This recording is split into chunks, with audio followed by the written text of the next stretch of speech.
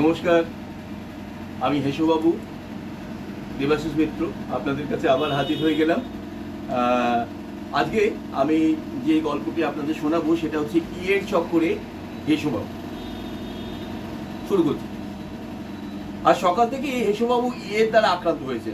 মানে মর্নিং ওয়াকে গিয়ে না ইয়ে মারিয়ে বাড়িতে ঢুকেছে।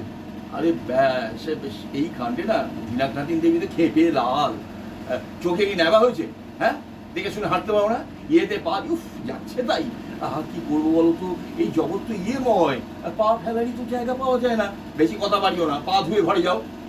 আমি তো রাগ আর বিরক্তির মেলবন্ধনে দিনাকনাথিন দেবীর বাকি কথাগুলো তো আটকে গেল।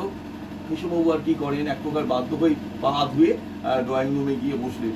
একটু পরে দিনাকনাথিন দেবী ঘরে প্রবেশ করতে কেশববাবু বললেন যে, দেখো, জীবনের অভিজ্ঞতায় বুঝলাম মানুষ হয়ে জন্মেছ কি ইয়ে চক্করে পড়েছো। মানে এই কয়েকদিন আগে একটা ভিড় বাসে উঠেছিলাম জানো, সেখানে আমার ছাতির ইয়েটার খোঁচায় মহা ইয়ে আরম্ভ হয়ে গেল। টানা টানি ঠেলা ঠেলেই ছাতিটা ভিড়ের মধ্যে গেল, খুলে ব্যাস ইয়ের বৃষ্টি হতে লাগলো বাস জুড়ে। অগত্যা জনতার ইয়ে দেশ মেনে কোনো রকম এই বাস থেকে নামলো। আগে শুনিনি তো এটা। আরে বাবা, সবই যদি ইয়ে করে দিই তাহলে তো আসলে ইয়ে দৃশ্য তো ওই অদৃশ্য, দৃশ্যত এবং অদৃশ্য এই দুই রূপে এই ধরাধামে বিরাজ করছে। আমি অত শত বুঝি না বাপু, রোজ রোজ বাইরে থেকে ইয়ে মারিয়ে না এলে আমি বিশেষভাবে বাধিত হই। ঠিক আছে, আমি যতটা পারবো ইয়ে এড়িয়ে যাবো না হয়, কিন্তু বাইরে না বেরিয়ে তো উপায় নেই। তোমার তো আবার এটা ওটা ওই ইয়ের প্রয়োজন হয়। হ্যাঁ, ওই আমিষ নিরামিষ যা করবো তাতেই তো ইয়ের প্রয়োজন, সেটা কি অস্বীকার করতে পারো? হ্যাঁ, একদম ঠিক কথা।